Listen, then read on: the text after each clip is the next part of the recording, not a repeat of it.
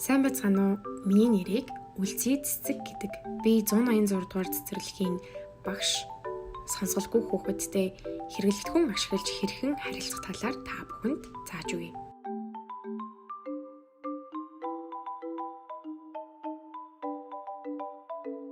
За энэ Монгол цагаан толгойн 35 хурууны үсгийг хүүхэдтэй тулж ажиллан сайтар тогтоолгосны дараа эргүүлээд бүгдийг эхнээс нь дуустал нь шалгаж үзнэ. Дараагаар нь үгийг зааж өгнө.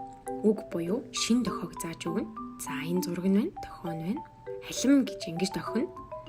За хүүхдэд мөн их бодтой яг тэр дохионы илээр илэрхийлсэн байгаа зургийг нь харуулна. Сумны чиглэл болон хөдөлгөөнийг сайн харуулад халим гэж ингэж хөдлөх кино гэж ойлгуулна. За зургийг нь харууллаа.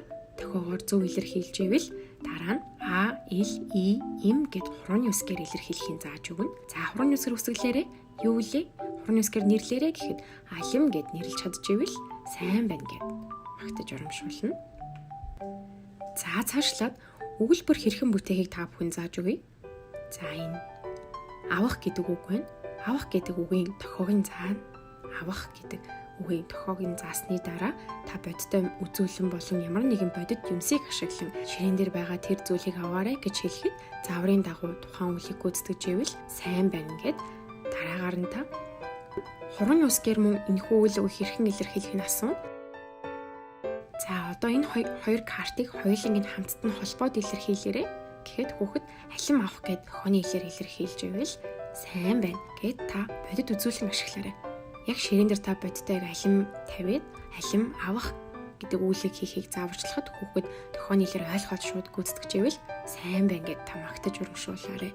Мөн хурууны үсгээр ч гэсэн адилхан асууна. За энэ мэдчилэн та хүүхдэд олон талаар тайлбарлаж үгийн баялагийг нэмэгдүүлэх боломжтой. За энэхүү А дүрийн зурагт үзүүлэн хэрхэн ашиглахыг та бүхэнд харуулъя.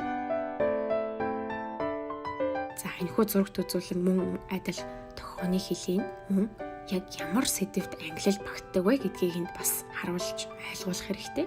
Картанд ч гэсэн мөн энэхүү биерхтэн гэсэн сэдв байдаг. За дохиог нь заалаа. Араас нь хурууны үсгээр зааж илэрхийлүүлээрэй. Дараа нь та хурууны үсгийг харуулахгүйгээр үсгэлэхийг хүсээрэй. Энэ мэлчилэн та сонсголгүй хүүхдийн үгийн баялаг болон дохионы баялагийг нэмэгдүүлэх боломжтой. Эдгээр хэрэглэгдэхүүн материалуудыг би сонсголгүй хүүхдүүдэд ганцаарчлан тулж ашигладаг. Олон удаа баттган давтаж үгийн баялагийг нэмэгдүүлдэг.